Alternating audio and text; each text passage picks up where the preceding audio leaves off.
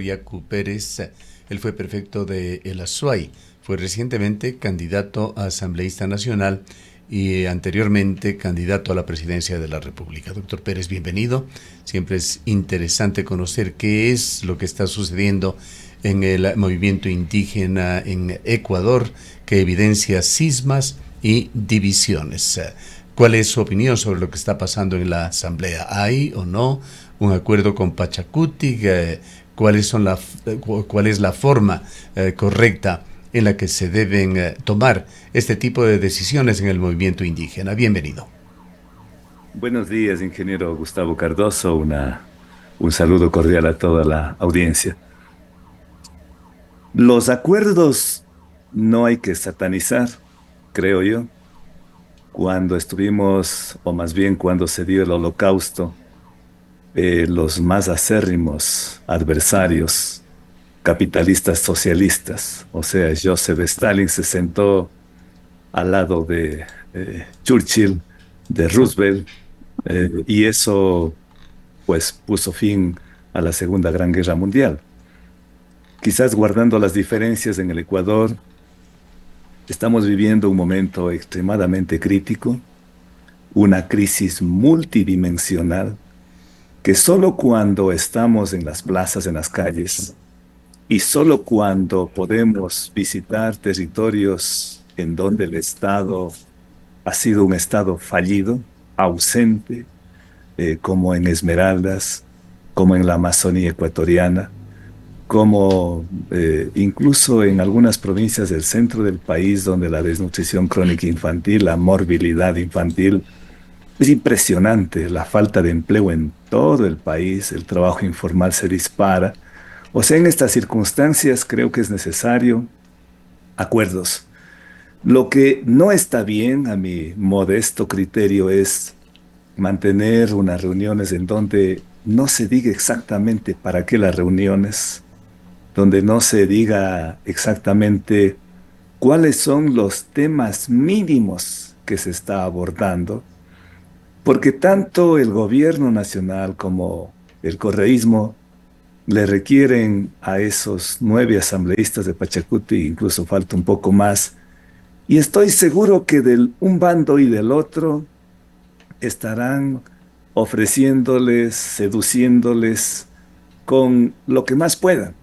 Estoy seguro que desde la bancada del correísmo hasta la presidencia de la Asamblea le estarán ofreciendo a Pachacuti y obviamente el CAL o a las vicepresidencias. Pero en cambio no tienen el Ejecutivo y al no tener el Ejecutivo quedan en una situación de inferioridad. En cambio del otro lado, del oficialismo, que creo que le habrían ofrecido una de las vicepresidencias, conformar el CAL y presidir algunas de las comisiones.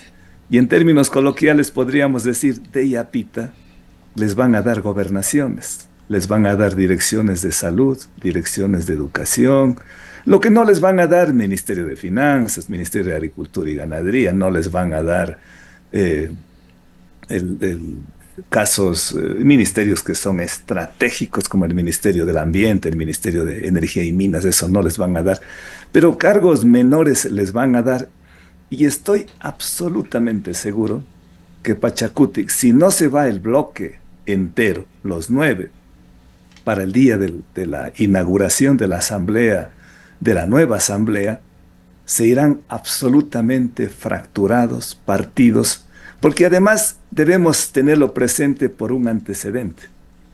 Y el antecedente reciente es que tanto en la Sierra Centro, donde hay varios asambleístas de Tungurahua, de Bolívar, de Chimborazo, ¿quién ganó las elecciones? No fue la señora González, fue el señor Noboa. Y sobre todo en la Amazonía ecuatoriana, no hay que perder de vista. Ahí los representantes de las provincias de la Amazonía son más novoístas que correístas. Doctor Pérez, Primero porque, usted describe a Pachacuti y no sé si más allá de Pachacuti al movimiento indígena actual como si se tratara de un grupo sumamente voluble, sin personalidad, sin objetivos, Pues esto es una ofensa al movimiento indígena que ha jugado un papel importante en la vida política, por lo menos en forma intensa en las últimas 4 décadas. No, para nada. Mi mayor respeto, consideración es más, soy parte del movimiento indígena, de la CONAIE, ¿Por del qué ese Ecuatinari. concepto tan devaluado de la situación actual del movimiento indígena o de Pachacutic? Me refiero a los asambleístas de Pachacutic porque también recordará que en el 2021 los 28 asambleístas, pese a que solicitamos encarecidamente, rogamos, después de un análisis muy crítico, muy reflexivo, los 27 asambleístas, excepto Bruno Segovia de la SUAY, todos se fueron con el gobierno que nos hizo el fraude Es decir, electoral, que con los el gobierno de asambleístas de Lazo. Pachacutic históricamente y actualmente actúan en forma independiente, más allá de las decisiones orgánicas del movimiento. Es que en los últimos tiempos ha habido una fragilidad, una vulnerabilidad de un divorcio incluso entre la dirigencia de Pachacutic, los asambleístas y las bases. Y también creo que eso ha llegado a la CONAIE, porque recordemos el acuerdo que se realizó para apoyarle a Revolución Ciudadana por parte de la CONAIE no tuvo la sintonía, la legitimidad de muchas bases en todo el país. Recordemos lo que pasó en Chimborazo, donde es el corazón del movimiento indígena, que la Comich decidió de manera asamblearia que el apoyo no iba a ser para RC y al final entiendo que incluso terminaron apoyando al oficialismo. Algo similar sucedió en la provincia de Loja con el pueblo Saraguro. Corpuquis incluso casi lo bañaron al presidente de la CONAI.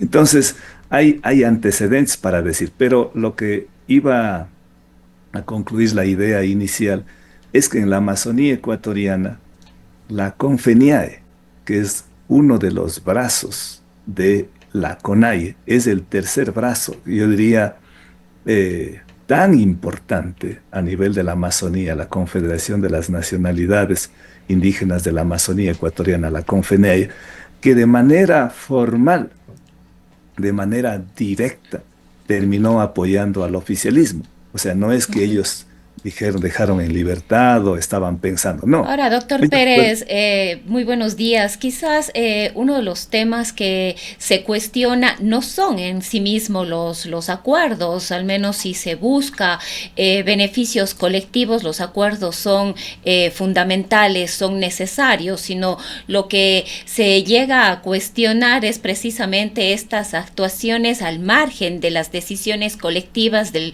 movimiento indígena y por supuesto también de su brazo político de Pachacutic, el desconocimiento de la base de estos acuerdos, si es que efectivamente hay un acuerdo programático, un acuerdo de trabajo dentro de la misma Asamblea Nacional en materia legislativa y de fiscalización. Y quizás lo más importante son las diferencias importantes que hay en el sector del oficialismo y el movimiento indígena y el movimiento Pachacutic, sobre todo en términos de derechos, en términos de defensa de la naturaleza. Es clarísima la política extractiva en la que va a avanzar el gobierno de Daniel Noboa en este segundo mandato, y esa es precisamente una de las posiciones más radicales del movimiento indígena a la defensa de la naturaleza. Rosanita, buenos días. Es así exactamente, en esa misma línea es la que yo opino, que no es malo las reuniones. Además, para conformar la nueva asamblea tiene que haber reuniones. Lo malo es que mientras el ministro de la Gasca hace público de esas reuniones, los asambleístas no dicen esta palabra es mía. Mientras el oficialismo dice ya se llegó a un acuerdo, se van a sumar para el nuevo Ecuador que indican, los asambleístas de Pachacuti no aceptan el acuerdo y al extremo que el día de ayer salen en un comunicado a decir que todavía no hay ningún acuerdo. Yo creo que eso no hace bien al país, sobre todo a la política nacional. Hay que ser transparentes, hay que transparentar y hay que ser firmes y decir, Si ellos aspiran la presidencia de la Asamblea o una vicepresidencia, queremos esto, pero a más de estos legítimos derechos que tienen de integrar el CAL, las comisiones, la vicepresidencia o presidencia de la Asamblea Nacional, debe haber una agenda legislativa mínima. Aprobar la ley de consulta previa, por ejemplo. Respetar el consentimiento previo para los temas extractivistas que, por ejemplo, en la Amazonía ecuatoriana abundan.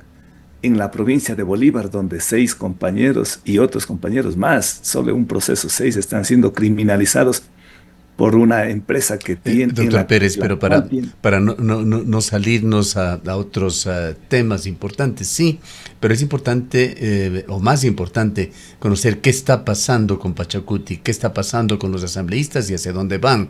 Se trata, para entenderle bien, de su opinión sobre una indisciplina, diríamos, de los asambleístas elegidos que están actuando autónomamente, o tenemos que hablar de que hay un cisma en el movimiento Pachacuti, o más allá de un cisma, una fracturación, pues no hay solamente 2 posiciones.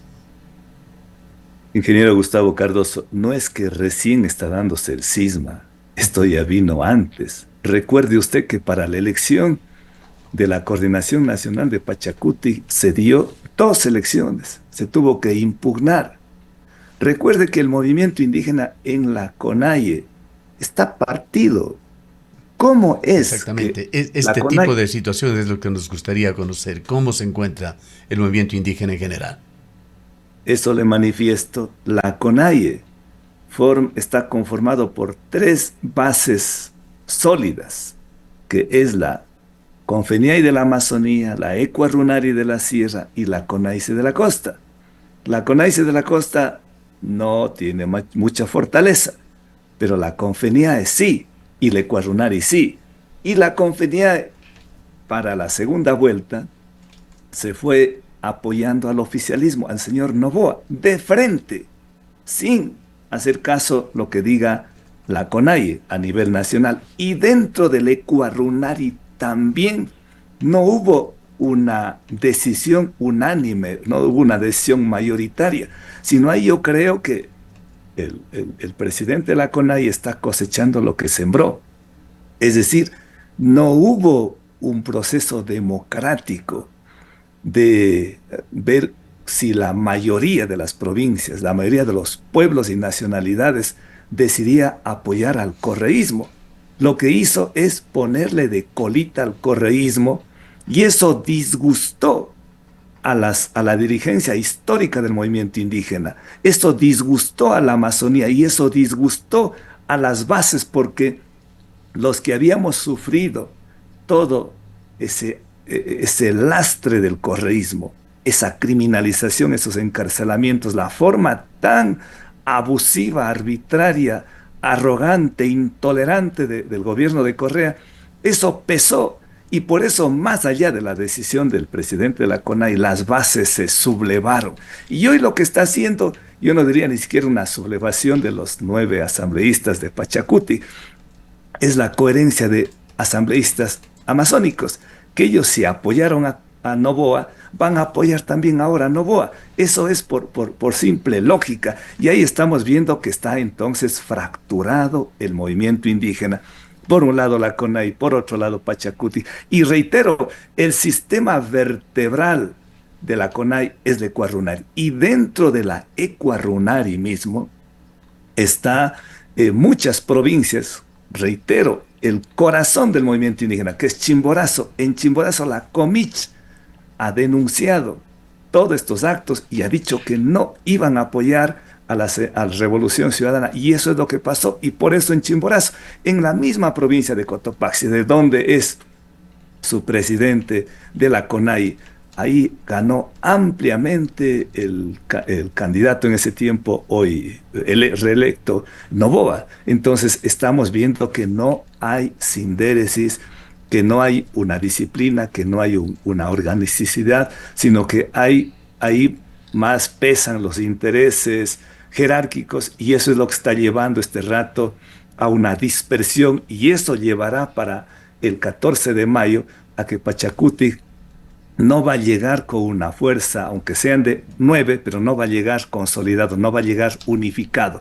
O llegan los 9 apoyando o a Noboa, o en su defecto lo más seguro es que llegue fracturado, con dos tendencias. Y claro, después, ya más adelante, después de poco tiempo, quizás de 6 meses, quizás vuelvan a unificarse por la política extractivista, por la política de privatizaciones, por la política que va a implementar el presidente Noboa, que no va a ser nada halagador, que más bien va a embestir a todas las reivindicaciones del movimiento indígena. Ahora, doctor Pérez, en la Asamblea los temas se deciden con votos y los espacios de poder se definen también a través de los votos que tiene cada uno de los bloques o sectores en la Asamblea. Le pregunto a usted, con 9 votos en una Asamblea que ahora llega a 151 asambleístas, asumiendo que el movimiento indígena y sus legisladores actúen disciplinadamente, ¿qué es a lo que podrían aspirar? Bueno, mire, el movimiento indígena o más bien su proyecto es histórico, es un movimiento que ha estado excluido y que lo que intenta es dar una propuesta distinta, diferente a los que ya han sido gobierno, a la derecha de la más leve hasta la más recalcitrante, al neoliberalismo criollo y también a esa izquierda que se ha disfrazado de izquierda, pero que en realidad incluso yo ahí disiento con algunos que dicen hubo 2 modelos que tuvimos que elegir los ecuatorianos o escoger. Para mí no fueron 2 modelos, fueron 2 caras de la misma moneda, porque ambos representan el extractivismo, ambos representan a las élites económicas, son de lo mismo, son apenas matices que se diferenciaba, pero la verdadera izquierda está por construirse. Y eso es lo que desde hace años venimos planteando, la tercera vía, en donde se unifique a ecologistas, a feministas, a indígenas, a campesinos, a ecologistas, a todos los sectores que hemos estado históricamente excluidos. Entonces, así sean 3 legisladores, así sean 9, pero esos 9, lo ideal, lo deontológico, sería que sean la cara visible a quienes representan y 1, estarse vacunados contra la corrupción. 2, no ir a gestionar carguitos burocráticos a cambio de sus votos y demostrar una línea de conducta, de coherencia, de cumplir con los principios, de no divorciarse de las bases. O sea, desde ahí se puede construir una tercera vía, pero demostrando al país que no están para ser objeto de cooptaciones, para vender sus votos. Creo que por ahí sí se puede. Yo sé que son tan poquitos, pero sí se puede ser un pequeño destello en toda esta oscuridad. Porque recordará en el periodo pasado, correístas y novoístas firmaron acuerdos y era la luna de miel. Esa luna de miel duró aproximadamente 8 meses. Todos estuvieron felices y contentos.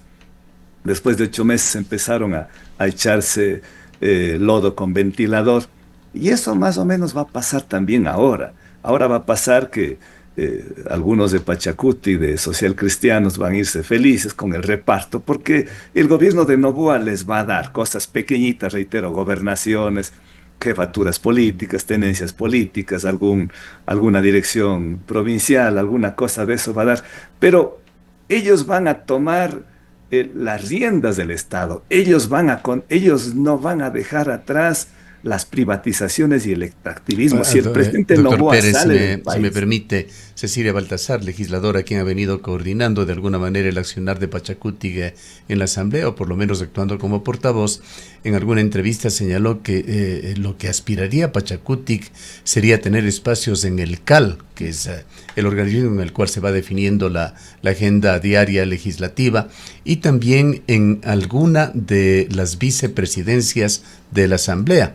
Y también se ha señalado que a Pachacuti le interesa presidir la Comisión de Biodiversidad y Recursos Naturales. ¿Serían estas aspiraciones que están acorde a la fuerza política que tiene ese grupo de 9 legisladores en la nueva asamblea?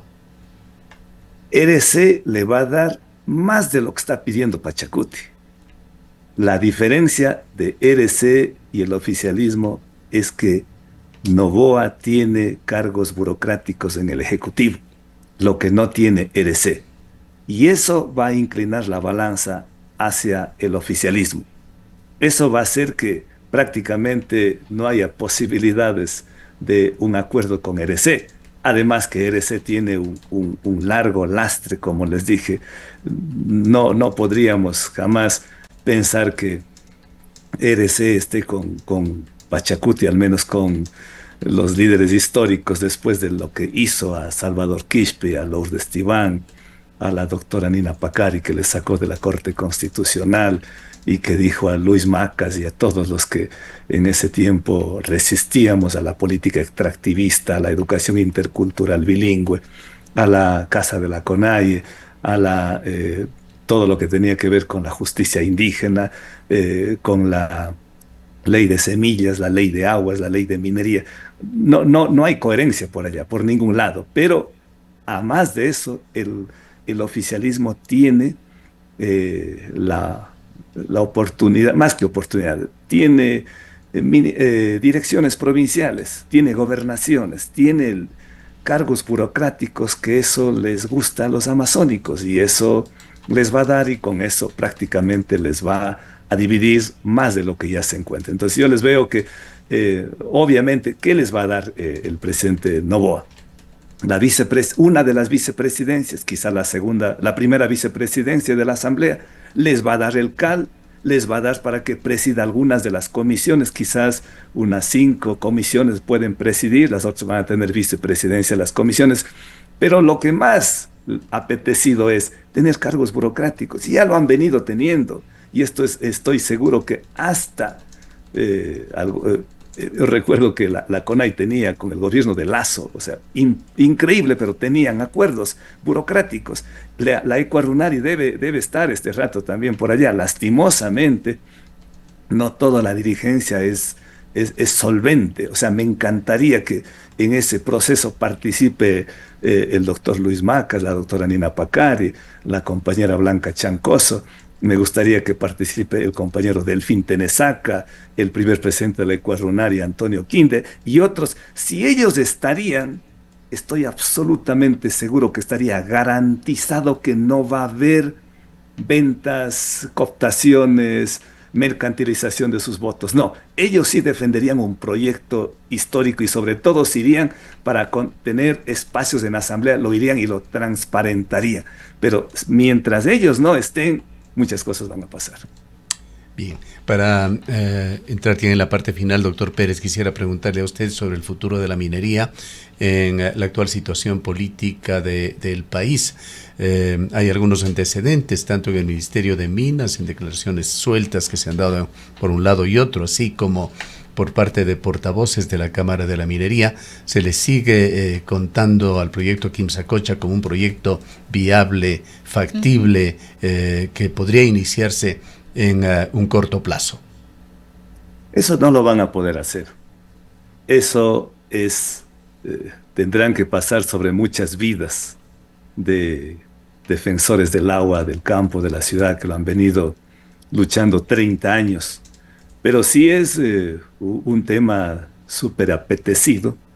Si el presidente Noboa viaja a otros países para atraer inversión, él no le interesa inversión en el sector agroexportador, banano, camarón, además le harían la competencia al banano. Lo que está viniendo, ofreciendo y comprometiéndose es en temas energéticos, y parte de ello es la minería. Y no hay que perder el contexto internacional. Recordemos lo que está pasando este rato.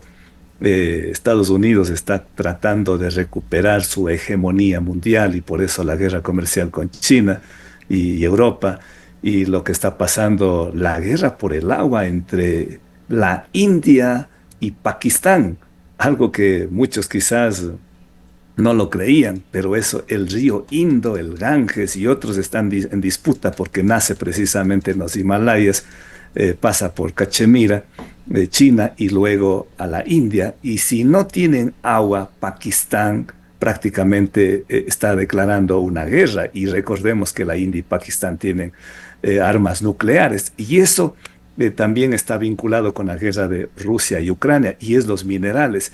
Y ahora lo que apuntan muchos países es a los minerales. Y uno de los minerales que está viento en popa junto al litio es el oro y las tierras raras. Entonces, en Quimsacocha, al haber una gran reserva de oro, pero también de arsénico, esto siempre es apetecido. Entonces, buscarán vulnerar la Constitución, y precisamente una de las cartas o uno de los objetivos del presidente Noboa de convocar a una constituyente es para cambiar la Constitución en la parte que le estorba. Ya le estorbaba al presidente Correa los derechos de la naturaleza, el derecho a la resistencia, la consulta previa y 21 derechos colectivos que se escribió en Montecristi. Eso es, o sea, el objetivo del señor Noboa no es para mejorar las condiciones de vida de los ecuatorianos, es para meter la minería y la megaminería contra viento y marea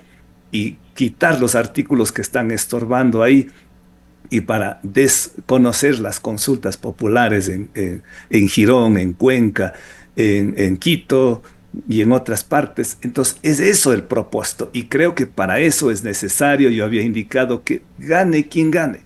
Gane el extractivismo de Correa o gane la política extractivista de Noboa. Tenemos que estar unidos, tenemos que organizarnos, tenemos que sensibilizar. ¿Cree usted que la Asamblea Nacional Constituyente anunciada durante la campaña por el presidente Noboa vaya a convertirse en el vehículo para lograr esos propósitos?